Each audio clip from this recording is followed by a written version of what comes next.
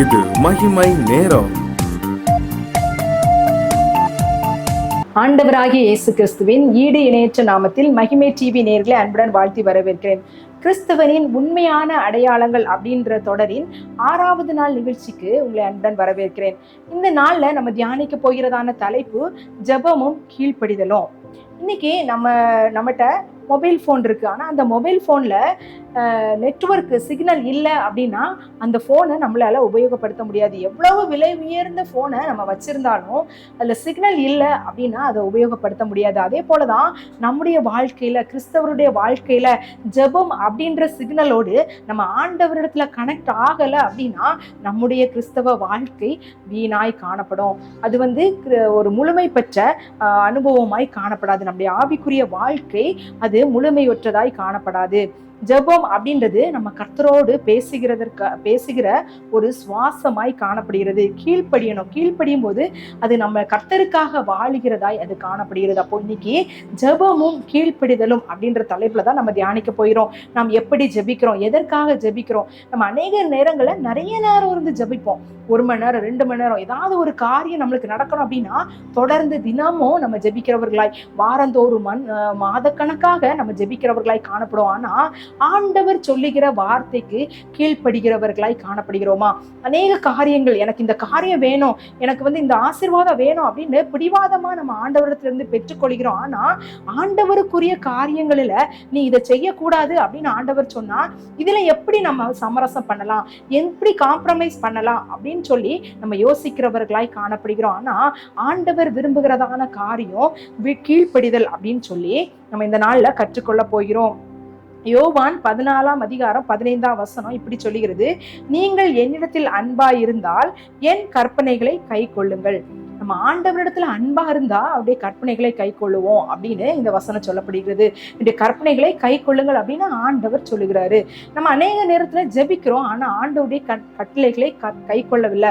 அப்போ என்ன அப்படின்னா, இது நம்மளை என்ன சொல்ல வருது அப்படின்னா, நான் உண்மையான அன்பு ஆண்டவரிடத்துல செலுத்தல, அதனால ஆண்டவர் சொல்லுகிறத நான் செய்யல அப்படின்னு சொல்லி நம்ம அநேக நேரங்கள்ல நம்ம ஜெபிக்கிறோம், ஆனா கீழ்ப்படியல. அதனால ஆண்டவர் என்ன சொல்றாரு, நீ என்னிடத்துல அன்பு செலுத்தல அப்படின்னு தான் இந்த வசனம் சொல்லப்படுகிறது. என்னிடத்தில் அன்பாய் இருந்தால் என் கற்பனைகளை கை கொள்ளுங்கள், நீங்கள் என்னிடத்தில் அன்பாய் இருந்தால் என் கற்பனைகளை கை கொள்ளுங்கள் அப்படின்னு சொல்லப்படுகிறது. இந்த நாள்ல ஜெபமும் கீழ்ப்படிதலும் இருந்தா என்ன ஆசீர்வாதம் கிடைக்கும், ஜெபமும் கீழ்ப்படிதலும் இல்லை அப்படின்னா என்ன விளைவு நமக்கு சம்பவிக்கும் அப்படின்னு சொல்லி நம்ம தியானிக்க போகிறோம்.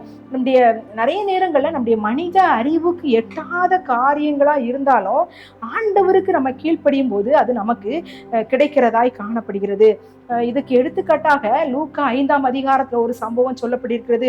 பேதுரு முழுவதும் நினைச்சுதாரு கடல்ல வலையை விரித்து மீன் பிடிப்பதற்காக முயற்சி பண்ணாரு. ஆனா எந்த மீனும் அவருக்கு கிடைக்கல. ஆனா ஆண்டவர் என்ன சொல்றாரு, ஆழத்துல போய் வலையை போடுங்கள் அப்படின்னு சொல்லி. ஆனா இவரு முழுதும் பிரயாசப்பட்ட, ஆனாலும் உன்னுடைய வார்த்தையின்படி போடுறேன் அப்படின்னு சொல்லி அவர் போட்டாரு.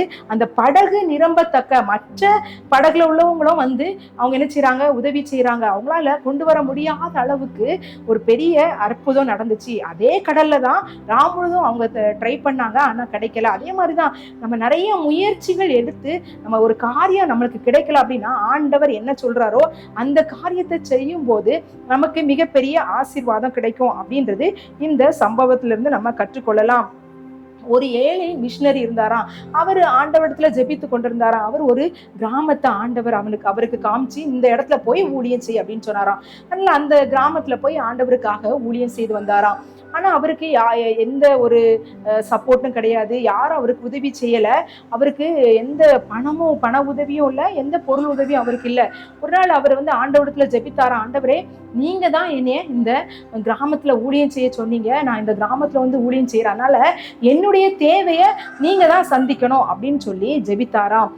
இவர் ஜெபித்து முடிப்பதற்குள்ளதாக ஒரு நபர் வந்தாராம். சொன்னாராம், ஆண்டவர் என்னுடைய மனதுல ஏவினாரு, உங்களுக்கு இந்த மாதத்துக்குரிய இந்த ப்ரொவிஷன் மளிகை ஜாமான் எல்லாம் கொடுக்கும்படியாக ஆண்டவர் ஏவினார் அப்படின்னு சொல்லி ஒரு மாதத்துக்கு தேவையான பொருட்களை கொடுத்து விட்டு போனாராம். அருமையானவர்களே, ஆண்டவருக்காக அவர் கீழ்ப்படிந்து அந்த இடத்துக்கு சென்றதுனால அவருடைய தேவையை அவர் சந்தித்தார். அதே போல நம்முடைய வாழ்க்கையில காணப்படுகிற எல்லா விதமான காரியங்களையும் ஆண்டவரிடத்துல நம்ம கேட்கிறோம்.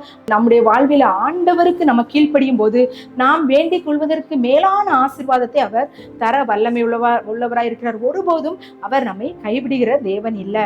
நம்ம கீழ்ப்படியல அப்படின்னா என்ன நடக்கும் அப்படின்னு சொல்லி நம்ம தியானிக்க போகிறோம். நம்ம அநேக நேரத்துல எப்படி இருக்கிறோம் அப்படின்னா, நான் ஆண்டவரிடத்துல ஜெபிப்பேன், ஆனா ஆண்டவர் சொல்ற வார்த்தைக்கெல்லாம் நான் கீழ்ப்படிய மாட்டேன் அப்படின்னு தான் நம்ம இன்டைரக்டா நம்ம சொல்லுகிறவர்களாய் காணப்படுகிறோம். ஏன்னா ஜெபித்து கொண்டே இருக்கிறோம், ஆண்டவர் சொல்ற காரியங்களை நம்ம சொல்றதே இல்லை. மனிதரை பிரியப்படுத்த நம்ம பார்க்கிறோம். சில நேரங்கள்ல ஆண்டவரை பிரியப்படுத்த பார்ப்பதை பார்க்கலாம்.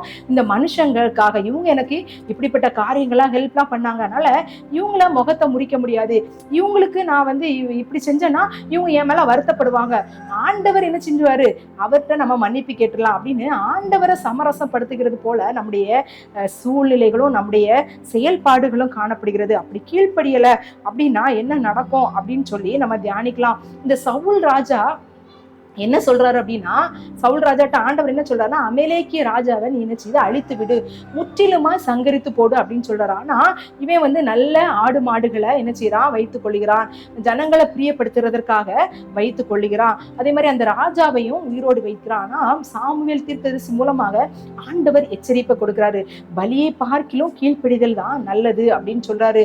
ஏன்னா இந்த ஜனங்களை பிரியப்படுத்துறதுக்காக, நான் பலியிடறதுக்காக தான் நான் இதெல்லாம் வச்சேன் அப்படின்னு சொல்லி ஒரு சாக்கு போக்கு சொல்றாரு. இந்த மனுஷரை பிரியப்படுத்துறதுக்காக தான் நான் இதெல்லாம் செஞ்சேன் அப்படின்னு சொல்றாரு. ஒருவேளை நம்முடைய வாழ்க்கையிலும் காணப்படுகிற சில சூழ்நிலைகள்ல இப்படிப்பட்ட காரியங்கள், மனிதர்களை நம்ம காம்ப்ரமைஸ் பண்றோம், மனிதர்களை பிரியப்படுத்துவதற்காக ஆண்டவருடைய காரியங்களை நம்ம சமரசம் பண்றோம்.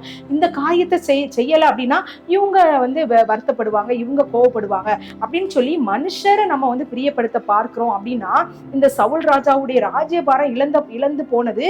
அவன் என்ன செஞ்சான் அப்படின்னா, தற்கொலை செய்து மாண்டு போனான். அந்த யுத்தத்துல அவன் தற்கொலை செய்து மாண்டு போனான் அப்படின்னு சொல்லி பார்க்கிறோம். அப்போ நம்ம கீழ்ப்படியல அப்படின்னா முடிவு மிகவும் பயங்கரமா இருக்கும். அதனால ஆண்டவர் என்ன சொல்றாரு அப்படின்னா, கீழ்ப்படிந்தால் ஆசீர்வாதம், கீழ்ப்படியலன்னா உங்களுக்கு சாபமான காரியம் நேரிடும். அதனால முடிவு எடுக்க வேண்டியது நம்முடைய கையில இருக்கும். அதனால நம்ம எப்படி காணப்படுகிறோம், நம்ம கீழ்ப்படிதலோடு இருக்கிறோமா, ஜெபிக்கிறோம் நல்லதுதான், ஆனா ஜெபத்தோடு கூடிய கீழ்ப்படிதல் நமக்கு காணப்படுகிறதா அப்படின்னு சொல்லி நம்ம சிந்திக்க அழைக்கப்படுகிறோம். எபேசியர் 5:6 இப்படி சொல்கிறது, கீழ்ப்படியாமையின் பிள்ளைகள் மேல என்ன செய்யும், தேவ கோபாக்கினை வரும். இப்ப தேவ கோபாக்கினைக்கு நம்ம தப்பணும் அப்படின்னா கீழ்ப்படிதல் மிக முக்கியமாய் காணப்படுகிறது. இந்த கீழ்ப்படியாமை தான் ஆதாமையும் ஏபாலையும் நல்ல அழகான ஆசீர்வாதமான ஏதேன் தோட்டத்திலிருந்து வெளியே கொண்டு வந்துச்சு. நம்ம எவ்வளவு காணிக்க கொடுத்தாலும், எவ்வளவு காரியங்களை ஆண்டவருக்கு செஞ்சாலும் கீழ்ப்படியணும் அப்படின்னு ஆண்டவர் விரும்புகிறாரு. நம்ம கீழ்ப்படியணும், அந்த கீழ்ப்படிதலை நமக்கு ஆண்டவர் தரணும் அப்படின்னு சொல்லி நம்ம ஜெபிக்கலாம்.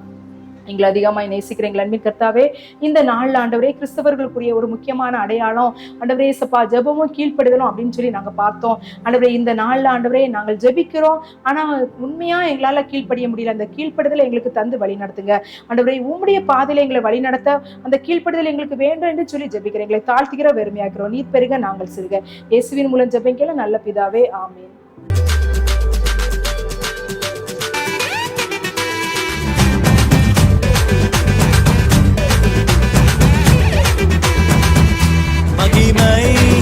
மகிமை